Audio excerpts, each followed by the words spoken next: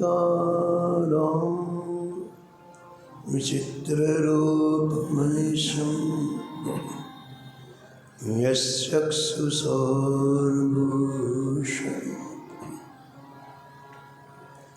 सीताराम सुनामधामनिर्दं तं सद्गुरुं संवन्दे नीलाम्बरश्यामलकोमलाङ्गं सीतासमारोपितवामभागं पाणो महासायकं चारुचापं नमामि रामं रघुवंशिनाथं यत्र यत्र रघुनाथकीर्तनं तत्र तत्र कृतमस्तकाञ्जलिं वाष्पवारि परिपूर्णलोचनं महारथिं नमत राक्षसान् वाञ्छाकल्पतरुभ्यश्च कृपासिन्धुभ्येव च पतितानां पावनेभ्यो श्रीवैष्णवेभ्यो नमो नमः। भक्ति भगवन्त गुरु चतुर्नाम बपुएक, इनके पदवंदन किए नासत विघ्न। हरिजु आय विराजिए कथा सुनो इतिहास, तुम श्रोता या मान तुम पद रजमान, तुम पीछे जोर में श्रोता में रस खान, तिनके सकल मनोरथ पूर्वभू श्री भगवान।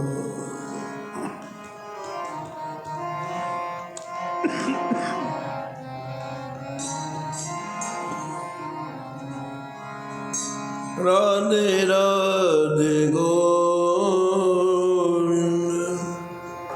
गोविंद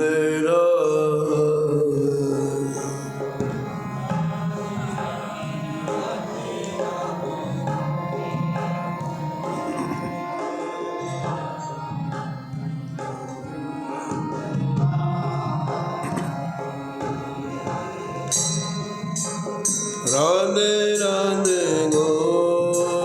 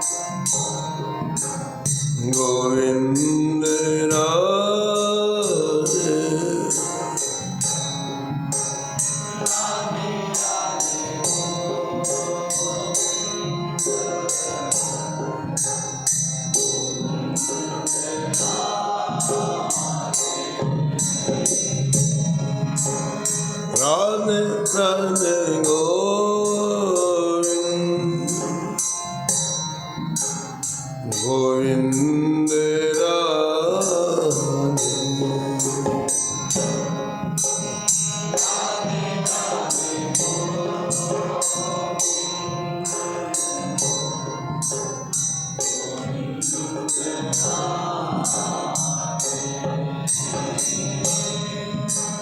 गोविंद राधे बोल गोपाल राधे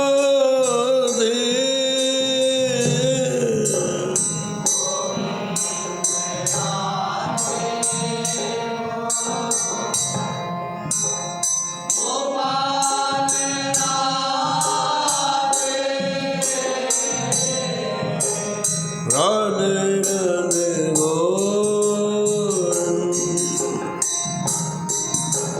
गोविंद राधे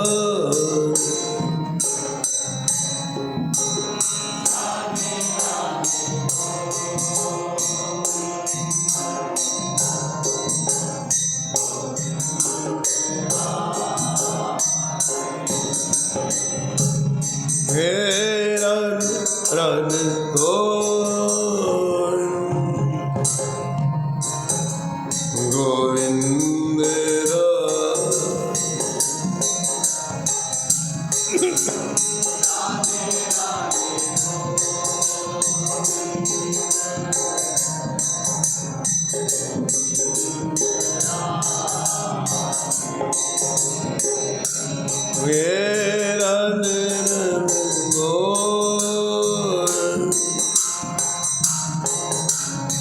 गोविंद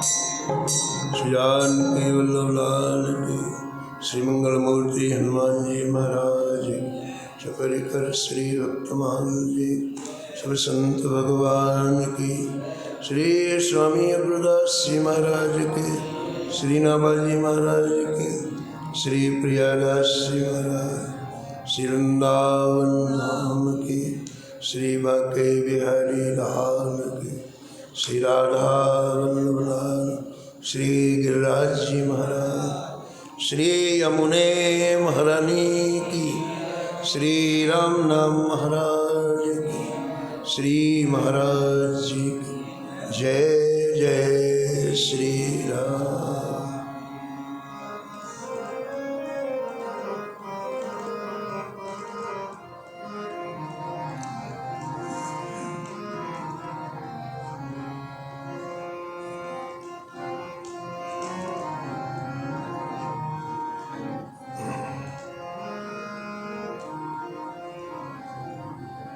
जगत विदित नरसी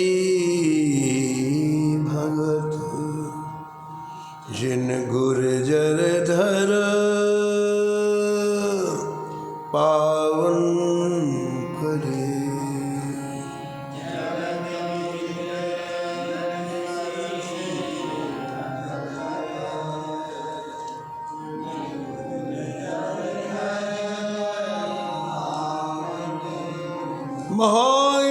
महास्मारत लोग भक्ति लवलेस न जाने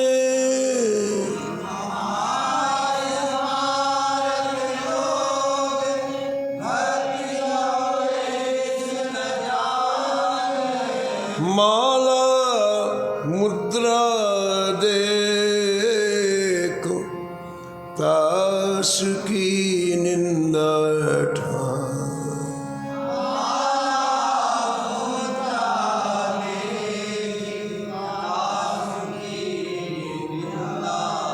ऐसे कुल उत्पन्न भयो भागवत शिरोमणि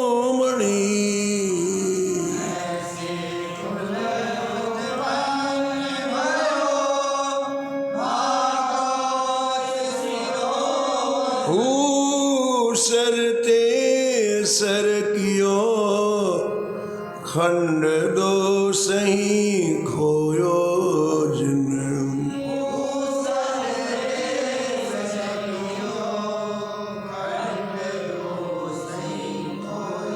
बहुत ठोर परिचय दियो,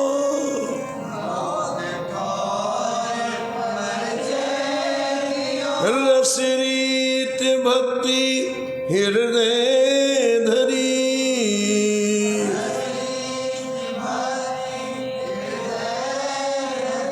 जगत विदित नरसी भगत,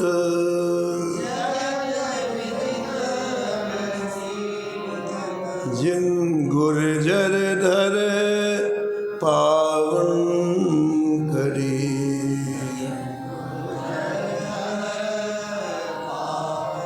प्रातः स्मरणी परम वंदनीय श्री भक्तमाल के रचयिता श्री नाभा गोस्वामी जी इस शब्द में परम भागवत परम रसिक श्री नरसिंह जी का स्मरण किया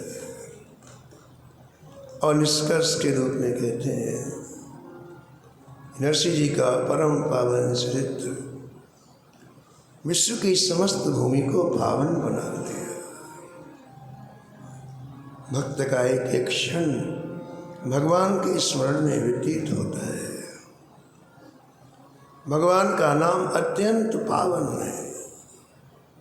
कल्याणानाम निधानम पावनम पावनानाम, जितने भी पावन घूम रहे हैं वो पावनता उन्हें भगवान के नाम से मिली है। इन भक्तों की एक एक श्वास में एक एक क्षण में भगवान नाम निकलता है। इसलिए जहाँ जाते हैं, जहाँ इनके चरण पड़ते हैं, वो समस्त वायुमंडल पावन हो जाता है, वो संपूर्ण भूमि पावन हो जाती है। इनके परम पावन चरित्र जहाँ होते हैं, इन भक्तों की कथाएं जहाँ होती हैं, वो भूमि दिव्य हो जाती है, वो भूमि तीर्थ बन जाती है, वो भूमि धाम बन जाती है।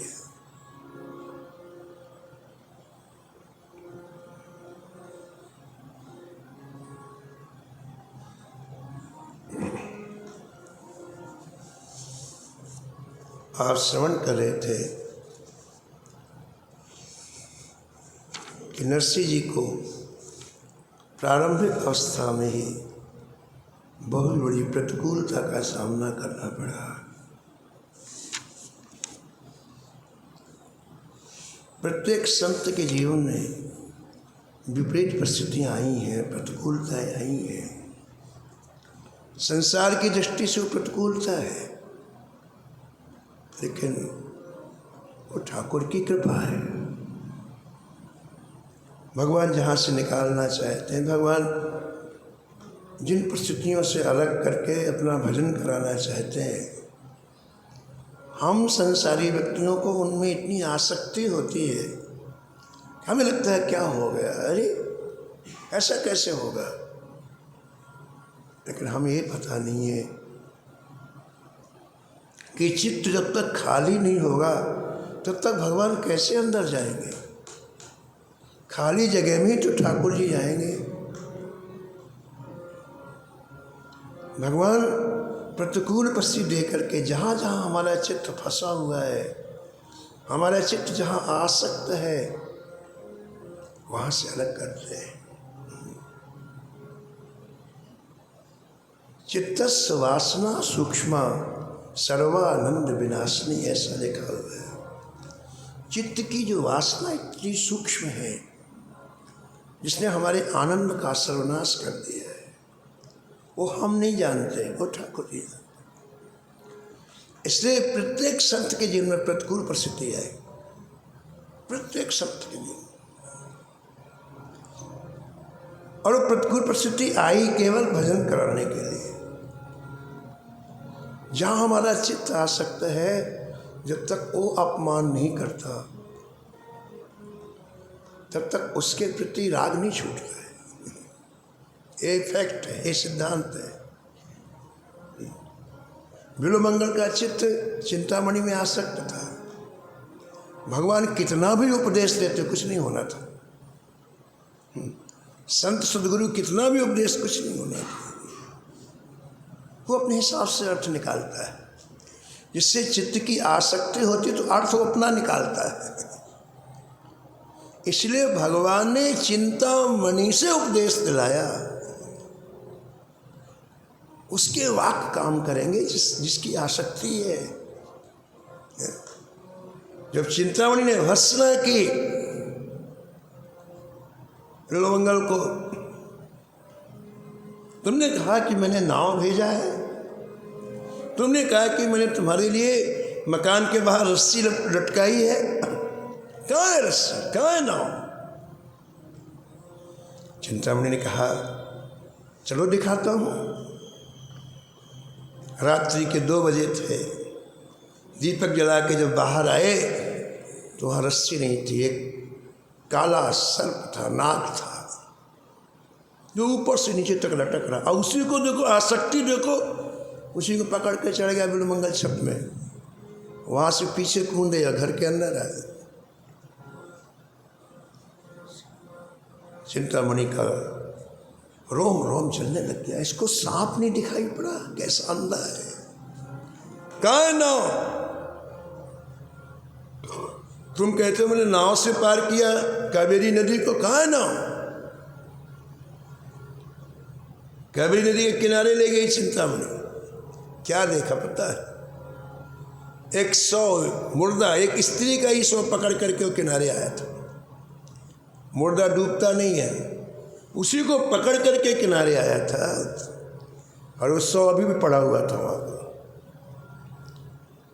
उस समय चिंतामणि ने क्या कहा बताओ? चिंतामणि ने कहा देख, इसके शरीर में मेरे शरीर में क्या अंतर है?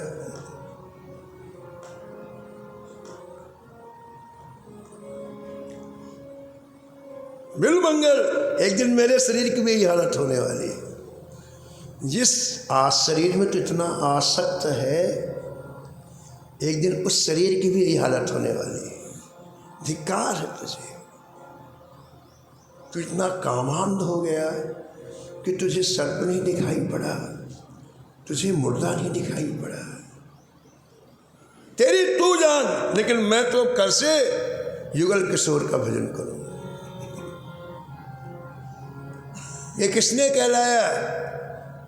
इसी कृष्ण ने कहलाया। और महाराज चिंतामणि के 2 शब्दों ने जीवन परिवर्तन कर दिया बिल्वमंगल जी का। इतने बड़े संत बने, इतने बड़े संत बने, जिन्होंने एक ऐसा ग्रंथ रखा श्री कृष्ण कर्णामृत, जिसको महाप्रभु जी सुनते थे। श्री कृष्ण चैतन्य महाप्रभु जी सुनते। जहाँ आसक्ति होती है, चित्त को वहाँ से खाली करोगे तब तो राम जी बैठेंगे, तब तो कृष्ण जी बैठेंगे।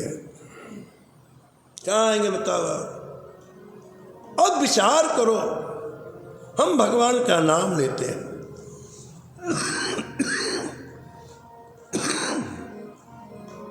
हम राम कहते हैं, हम कृष्ण कहते हैं, लेकिन जगह नहीं अंदर उनके लिए। हम राम कहते, जगह अंदर नहीं महाराज जी, तो राम ऊपर से चला जाता है। हम कृष्ण कहते तो जगह नहीं, ऊपर से। कोई फर्क नहीं पड़ता अंतःकरण, कुछ भी राम का नाम नहीं, कृष्ण, कोई फर्क ही नहीं पड़ रहा है। छोटी छोटी बातों से फर्क पड़ जाता है। 2 गाली दे दे तो छोटी छोटी बात, जबकि शरीर नश्वर है, प्राण देने को तो इतना बड़ा भगवान का नाम, कोई फर्क नहीं पड़ रहा। इसका मतलब है कि जगह ही नहीं ना, राम के लिए जगह नहीं है, कृष्ण के लिए जगह नहीं है।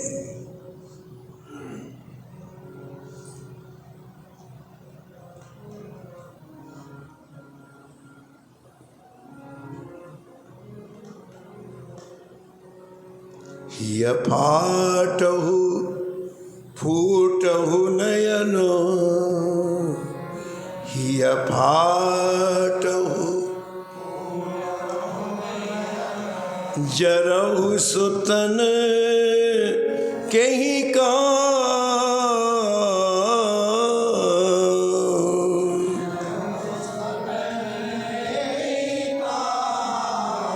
हिय फाटहु फूटहु नयन, हिय फाटहु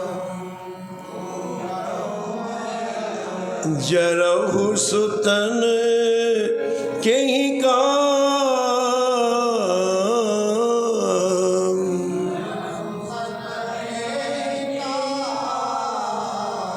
द्रवहि स्रवहि पुलकहि नहीं,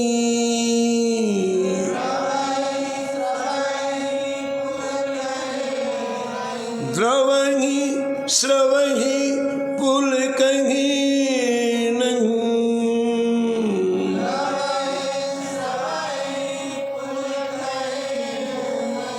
तुलसी सुमिरत राम,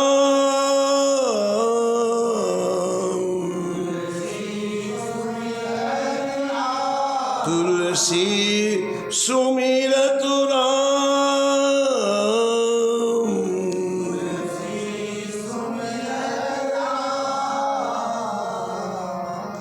गोस्वामी तुलसीदास जी कहते हैं राम कहने के बाद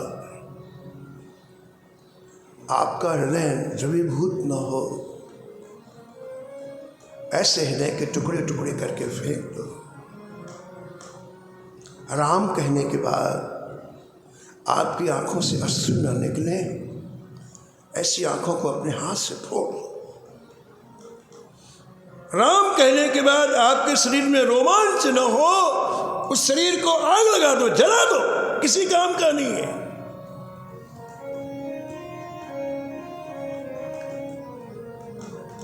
हमारे हृदय में जगह नहीं है, इतना भरा हुआ है कचरा अंदर, इतना भरा।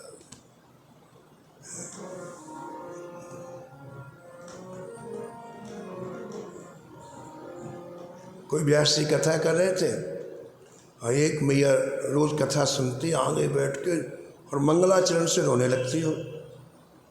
मंगलाचरण की बात रोना चाहते। व्यास जी बड़ी प्रभावित है, तो बड़ी भक्त है भाई, इसका हृदय बड़ा कोमल है। एक दिन वो नहीं आई तो उन्होंने कथा चालू नहीं की, बोले आज आ गई हो, इतना भावुक भक्त तो मिलेगा ही नहीं। तो आई, कथा चालू हुई तो व्यास जी ने बुलाया, बोले भाई आपका हृदय बहुत अच्छा है, आप निरंतर कथा में, 1 घंटे कथा में आपके आंसू बंद नहीं होते हैं, आपके हृदय की ये स्थिति कैसे प्राप्त है, इतनी सुंदर स्थिति। उसने कहा महाराज आपकी कथा का एक शब्द भी मुझे समझ में नहीं आता। फिर रोती क्यों तुम? बोले महाराज आपकी पोथी के बाहर जो कपड़ा है ना, वो जिस शीट का है, ऐसी मेरी बेटी कपड़ा पहनती थी, उसको देख के मैं रोती कि मेरी बेटी ऐसे कपड़ा ऐसा पहन। मुझे तो कथा पता ना कुछ। कपड़े के लिए जगह है, आंसू निकलते हैं, लेकिन राम कहने से आंसू नहीं निकलते, क्योंकि इतनी आसक्ति है अंदर भाई।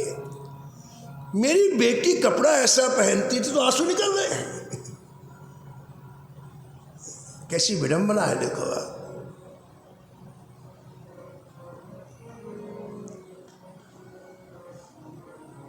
इस आसक्ति को दूर करने के लिए प्रतिकूलता जीवन में ठाकुर जी भेजते। जहां चित्त आपका जुड़ा, जब तक वो अपमान नहीं करेगा आपका, आप किसी का। कितने लोग आते हैं महाराज, कितने लोग भाग जाते हैं दूर तक, कोई 1 महीने में भागा, कोई 2 महीने बाद। हमारे यहाँ जब राम जी भाई में कथा सुनने के लिए अमृतसर की महिला आती,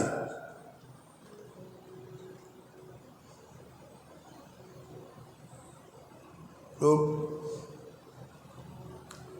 वो कहती थी महाराज जी मेरे ऊपर ठाकुर जी ने बड़ी कृपा की, मेरा एक ही बेटा था, एक ही बहू थी। एक दिन दोनों ने मिलकर मेरे को इतनी गालियाँ दी, इतनी गालियाँ। मैंने सोचा कि अब नहीं रहना। तो आधी रात में बैठ करके भाग करके स्टेशन आया, अब कहाँ जाऊँ? फिर मैंने उन्हें कि वृंदावन जाऊँ, तो वृंदावन आ गया। वृंदावन में कोई जगह तो पहचान के थी नहीं, एक धर्मशाला में चली गई मैं, न खाने के न जो कपड़े पहनी तो वैसे ही आ गई था। और ठाकुर जी ने ऐसी कृपा कर दी कि यहीं खाने पीने की व्यवस्था हो गई। और 1 महीने के बाद पता लगाते मेरे बेटा बहू आए, तो महाराज जी मैंने एक थाली बनवाई, उसमें आरती की बत्ती रखी और दोनों की आरती की और प्रणाम किया। बोले ना तुम गाली देते ना मैं वृंदावन आती, अब तुम जाओ। तुमने कृपा की, मेरी आसक्ति को अलग कर दिया, नहीं मैं कभी वृंदावन नहीं। अगर वो गाली नहीं, कभी नहीं आती हूँ। जहाँ चित्त की आसक्ति होती है, जब तक वो आपको अपने हृदय से नहीं आती तब तक आप नहीं।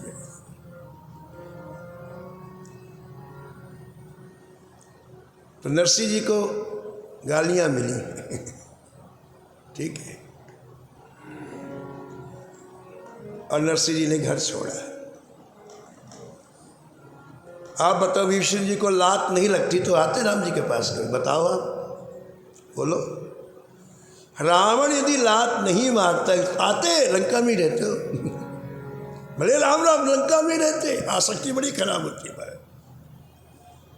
लेकिन जिस दिन रावण ने लात मारा तो फिर घर नहीं गए ताला लगाने, सभा से सीधे आ गए राम जी के पास। विष्णु जी कहते हैं कुंभकर्ण से, तातुलात रावण मुनि मारा,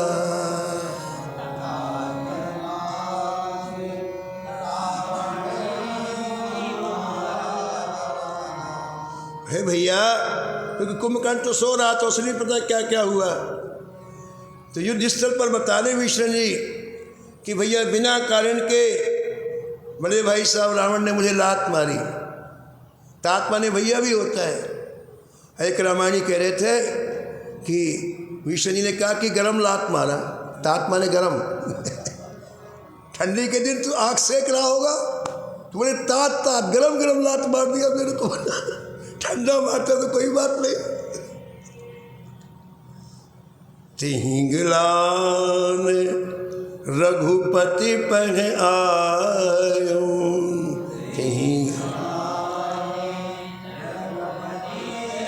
वो गिलानी हुई मेरी भरी हुई सभा में, मेरा इतना बड़ा अपमान। उस गिलानी से मैं राम जी के पास आया हूं। कुंभकर्ण ने विभीषण के मुख में हाथ रख, अरे ऐसा मत बोल,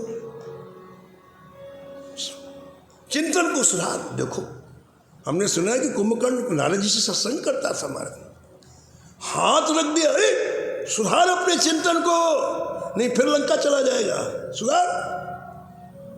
गिलानी से आया हूं तू कह रहा है, तो गिलानी मिट जाएगी फिर चला जाएगा। कितने लोग वृंदावन आते हैं, घर में झगड़ा हो गया, घर में अभाव है, आ गए, जहाँ अभाव दूर है फिर चले जाते हैं। कोई कृष्ण के लिए आता, कोई वृंदावन के लिए आता, कोई राम के लिए आता है। ऐसे लोग नहीं टिक सकते। चिंतन को सुधारो, चिंतन नहीं सुधरेगा तो आउट हो जाओगे आप। नकली व्यक्ति कब तक रहेगा बताओ आप? चिंतन, कुंभकर्ण का सुधारो चिंतन। यूं मत कहो कि गिलानी से आया हूं, नहीं विष्णु फिर वापस चलो कहो राम जी ने मुझे कृपा करके बुलाया है, फिर तो टिक जाओगे, फिर रह जाओगे। तो ये आसक्ति कब छूटती है भैया? तो अपमान होता है।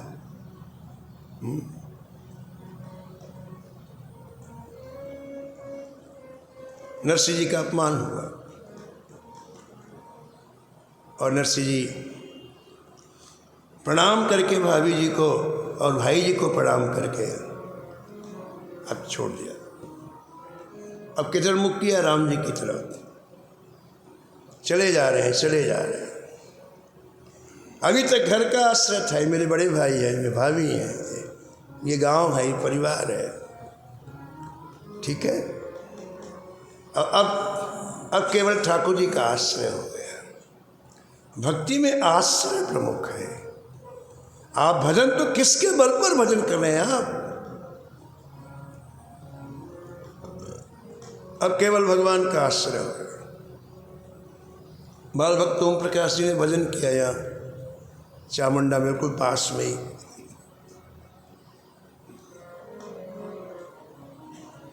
केवल ठाकुर के आश्रय में उन्होंने जिस दिन से भजन किया इस संसार की कोई वस्तु ही नहीं ली, और तो छोड़ दो कपड़ा लत्ता, यहां की एक वस्तु मुख में नहीं डाली। जिस दिन से भजन प्रारंभ किया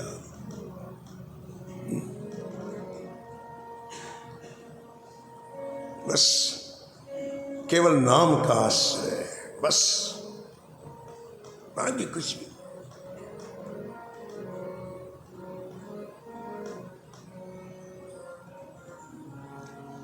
एक बात का ध्यान रखना, जीवन में हम जितने लोगों का आश्रय लेते हैं तो भगवान की प्राप्ति की जो उत्कंठा है उससे ठीक हो जाते हैं। ठीक है, परिवार का आश्रय लें, धन का आश्रय लें, अपने बुद्धि का आश्रय लें, अपने पद का आश्रय लें, तो धीरे धीरे शिथिलता आ जाती है। और जिस दिन सारे आश्रय छूट जाते हैं उस समय जित देखूं चित श्याम में, हर जगह ठाकुर का दर्शन होता है। कुंती कहती है भगवान श्री कृष्ण श्रीमद् भागवत में कि जय जय मुझे विपत्ति दे दो। बताओ, हम जिस विपत्ति से भागते हैं कुंती माता विपत्ति ठाकुर जी से मांग रही है, हमें विपत्ति दो, प्रतिकूलता दो। भगवान श्री कृष्ण बोले बुआ जी क्या मांग रही है आप? बोले हाँ केशव, मैंने दोनों जीवन जिए हैं, एक ऐश्वर्य का संपत्ति का जीवन भी जिया है और वो जीवन भी देखा है वन में जहाँ भिक्षा से एक एक टुकड़े से जीवन निर्वाह है। दोनों जीवन देखे। ये राजमाता का जीवन मैंने देखा जहाँ लाखों नौकर है, ऐश्वर्य है, इसमें आप कभी सामने नहीं आए। लेकिन जय जय उस प्रतिकूलता में, उस विपत्ति में 24 घंटे आंखों के सामने आप खड़े रहते थे। इसलिए हमें ये सुख नहीं चाहिए, ये अनुकूलता नहीं चाहिए, कैसो हमें प्रतिकूलता दो जिसमें आप दिखाई पड़े।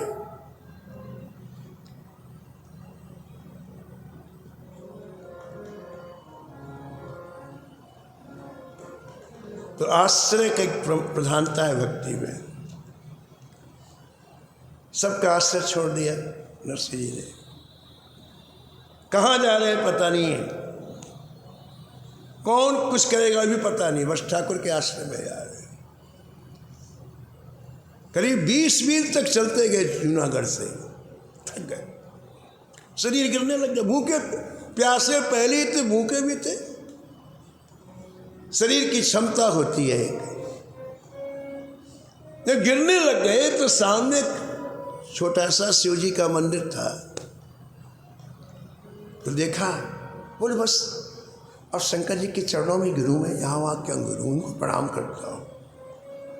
शिवालय में चले गए और जब शिवालय में गए तो जैसे कोई अपने प्रिय को मिलता है ना तो अपना दर्द कहता है, ऐसे जब ठाकुर जी से संबंध हो जाता है तो व्यक्ति अपने हर दर्द को कहता है ठाकुर जी से। 7 दिन 7 रात नरसिंह जी वहीं पड़े रहे, ऐसा ग्रंथकार लिखते हैं। बीते दिन 7 शिव धाम ते न जात,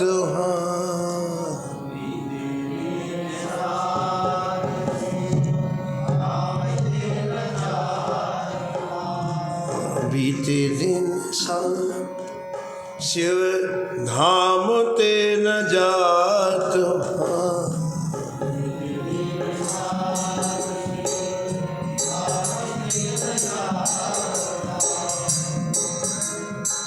बार पर गाहू तुच्छ द्वार सोस दुले तुम्हें, परे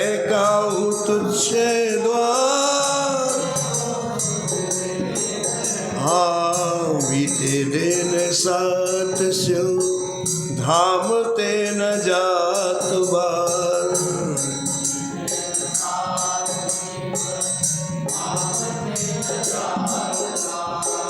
पारे कहूँ तुझ द्वार सो सुध लेत है।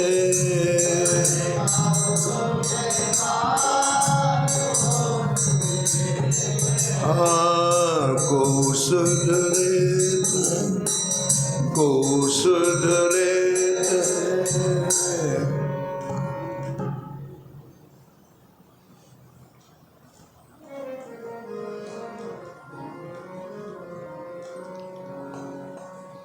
ऐसा ग्रंथों में मिलता है कि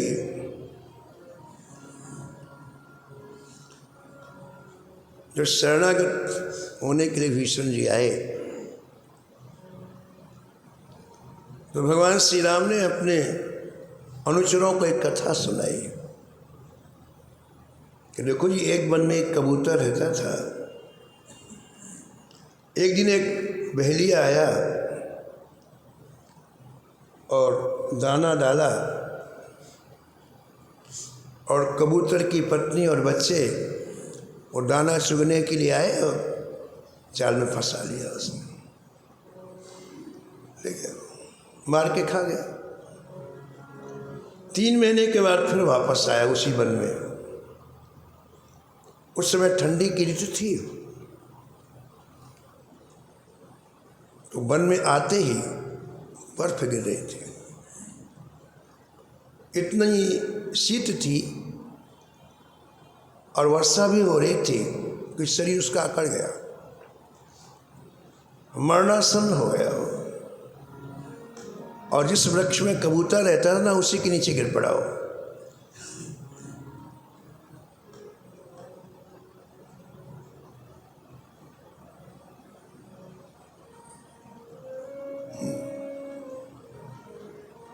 जब बेहोश हो गया तो उस वृक्ष में कबूतर का घोंसला था, वो बाहर से आया और इसको मरना सन देख करके उसके मन में आया, करे राम इसको ठंड लग गई, इसकी ठंड दूर हो तो इसका शरीर चले, कहीं इसकी मृत्यु ना हो जाए। तो वृक्ष के नीचे उसने सबसे पहले तो पत्ते इकट्ठे किए सूखे, फिर उड़ा। कहीं अग्नि जल रही थी तो अग्नि की एक छोटी सी लकड़ी चोंच में दबा करके लाया, सूखे पत्ते में उस अग्नि को रख दिया उसने, अग्नि जलने लग गई। जब चारों तरफ से अग्नि का ताप उसे पहुंचा तो शरीर की ठंड गई और उठा। लेकिन जब शरीर को ताप मिला, शरीर को सुख मिला, तो उसको कस के भूख लगी। अब भूख के मारे चारों तरफ देखने लगा। कबूतर समझ गया कि भूखा है, तो कबूतर उसी अग्नि में कूद पड़ा।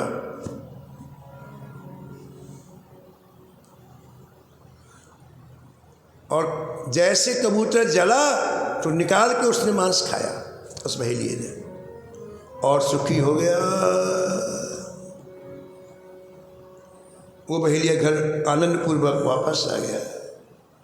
लेकिन कबूतर भगवान के धाम में गया। व्याध तो कबूतर का शत्रु था, उसके पत्नी को खा गया, उसके बच्चों को खा गया। फिर कबूतर ने इतनी दया क्योंकि शरण में आया है, मेरे वृक्ष के नीचे है। परम माँ पार्वती जी भगवान शंकर को एक कथा सुनाते हुए कहती हैं कि हे विश्वनाथ, आप तो भगवान हैं, वो तो कबूतर पक्षी था।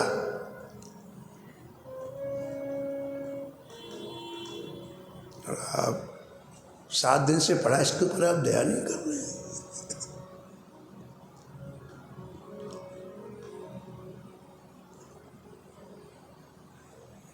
भगवान प्रसन्न होकर के दर्शन दिया नरसिंह जी को। दूसरी बात देखो क्या है कि भगवान तभी रिझते हैं जब आर्त होकर पुकारते हो आप। 7 दिन तक आर्त होके पुकारा नरसिंह जी। कुछ नहीं, कोई नहीं संसार में, ना आपके सिवा मेरा कोई नहीं है। आर्त पुकार। जब लगे गज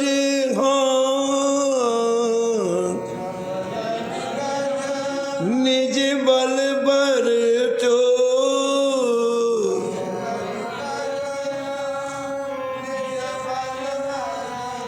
नेक सजो नहीं काम,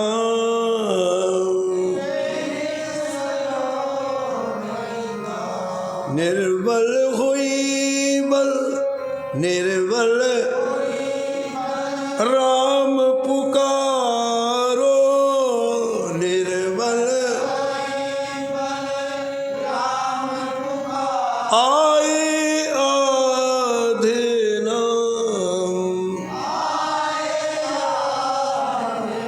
सुनीरी मैंने निर्बल के बलरा, सुनीरी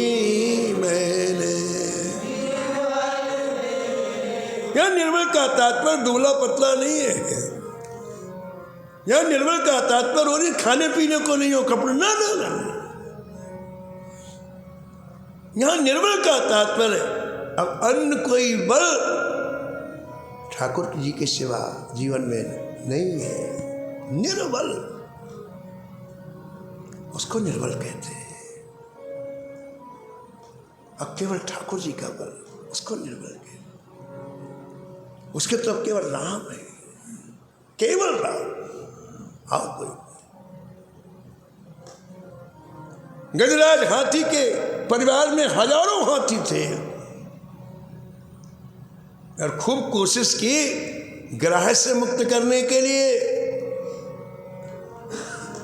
लेकिन सब काम में नहीं है और सब भाग गए कि हम, ये तो मर ही रहा, कहीं हम ना मर जाए, चलो। सब छोड़ के भाग गए और ग्राह ने ऐसा झटका दिया हाथी को, मतलब बीच में ले गया तालाब के, पूरा डुबो दिया कि इतनी सूर निकली थी बाहर। और उस समय सबका आश्रय छोड़ करके एक बार राम कहा तो आधे नाम रामे आ गए ठाकुर। माँ में नहीं, रामे माँ कह नहीं पाया।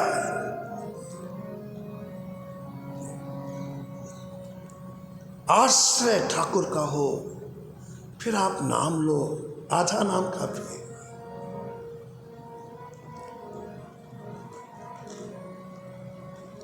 द्रुपद सुता, हाँ द्रुपद निर्बल भईता दिन, द्रुपद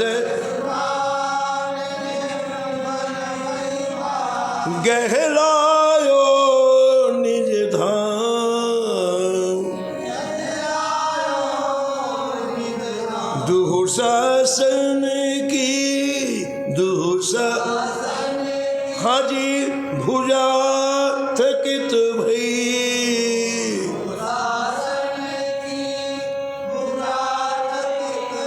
बसन रूप भय श्याम, सुनीरी मैंने निर्बल के बलराम।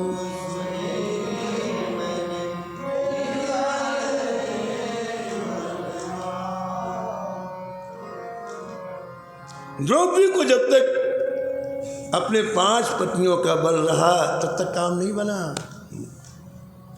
द्रौपदी को लगा कि सभा में बड़े बड़े लोग बैठे हैं, श्री भीष्म पितामह, श्री द्रोणाचार्य, ये मेरी सहायता करेंगे, काम नहीं बना। और यहां तक द्रौपदी ने कहा मेरे में कम थोड़ी ताकत है, काम नहीं बना। दुशासन ने ऐसा झटका मारा कि बस अब शरीर से वस्त्र अलग ही हो जाएगा। और तब जब द्रौपदी ने आर्त होके पुकारा श्री कृष्ण, तो भगवान ने वस्त्र अवतार ले लिया। जब तक आपका आश्रय किसी के ऊपर होगा तब तक आवाज ठाकुर जी तक नहीं जाती। बड़े बड़े राजा महाराजा वृंदावन में आके झोपड़ी में रहते, पूछो क्या कारण है भाई, कोई विचार किया आपने? बड़े बड़े सम्राटों का चरित्र है भक्तमाल में, बड़े बड़े क्यों ऐसा करते हैं भाई? अभी पैसे ले आते, रुपए ले आते, धन ले आते, नौकर चाकर ले आते,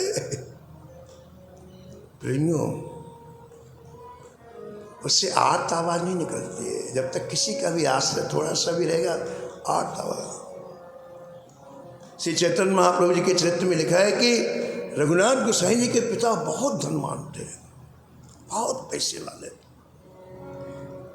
उन्हें पता चला कि हमारा बेटा इस समय पुरी में रह रहा है और भिक्षा की लाइन में खड़ा होकर के भिक्षा मांग के खाता है, तो उन्हें बड़ा दुख।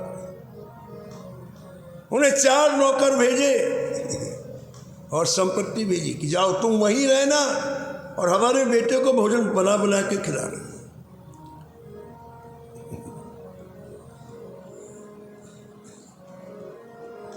अब देखो संपत्ति आ गई तो रघुनाथ गोसाई जी के मन में आया कि चलो, मेरे मन में थी कभी मैं महाप्रभु जी का निमंत्रण करूं और खिलाऊं। तो फिर उन्होंने महाप्रभु जी के चरणों में निवेदन किया कि जय आप भिक्षा करने के लिए आज्ञा दें, आप भिक्षा करें। अब महाप्रभु जी रघुनाथ गोसाई जी को बहुत मानते थे। किसी व्यक्ति को नहीं मानता संत, उसकी भजन में जो निष्ठा है उसका सम्मान देता है। कोई हाँ इस शरीर को कोई मानता है किसी को क्या? तो रघुनाथ गोसाई जी भजन करते थे तो प्रियता थी उन्हें।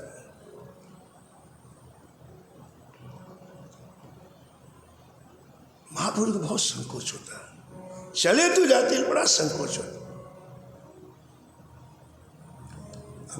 संत रीडिंग करते ना चेहरे की प्रसन्नता नहीं महाप्रभु जी को, यदि कोई जबरदस्ती पवा रहा हो। रघुनाथ गोसाई समझ गए कि महाप्रभु जी नहीं चाहते कि ये अन्न मैं खाऊं, पिताजी के द्वारा भेजा हुआ ये अन्न मैं खाऊं, इससे भजन की उत्कंठा समाप्त हो जाएगी। जैसा खाए अन्न वैसा बने मन। ठीक है, सबको वापस भेज दिया। तो क्या ये ऐसी व्यवस्था में नहीं रह सकते थे आप?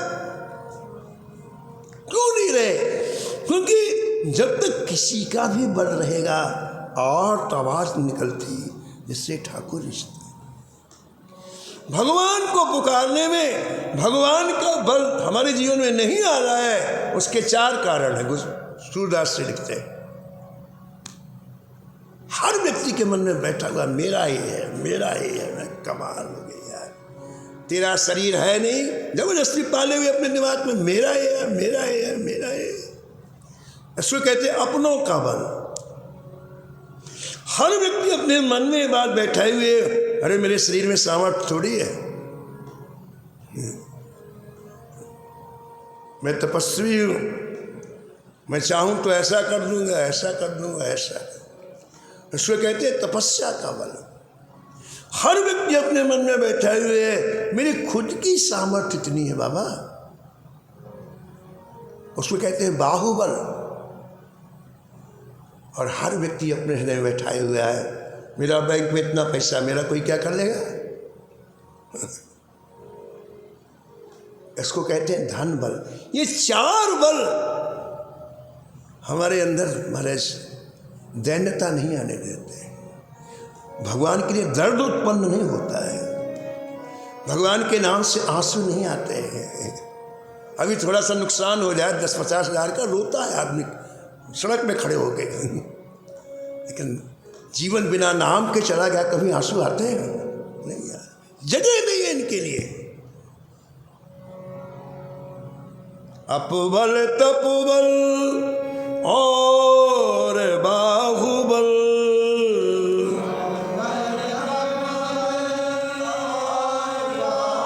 चौथो है बलदान। सूर्य किशोर, हाँ सूर्य किशोर कृपाते सब बल,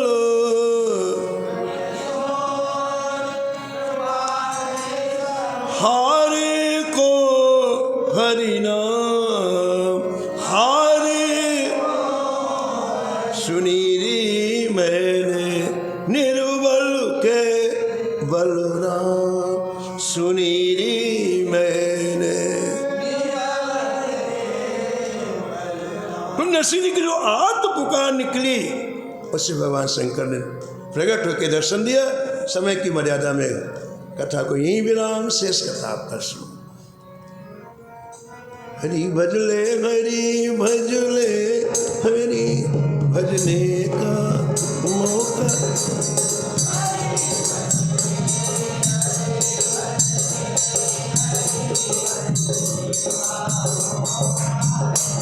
हे मौका चूक न जाए, हे मौका ही अनोखा,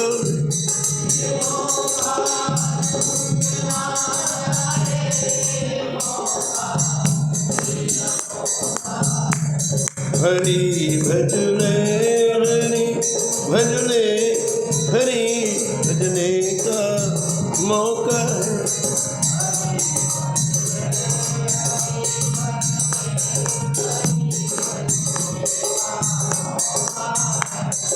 नमो नमो श्री भक्त सुमान, हाँ जाके सुन तुम तमनासत, पूरे झलकत राधा नंदलाल, गद गद स्वर फूल के तो अंग अंगनी, जय जय लोचन बरसत हंसुअन जाल, हाँ उतर जा तो अभिमान व्याल विश्व, हाँ लेत जीवाए सुरस तिंका,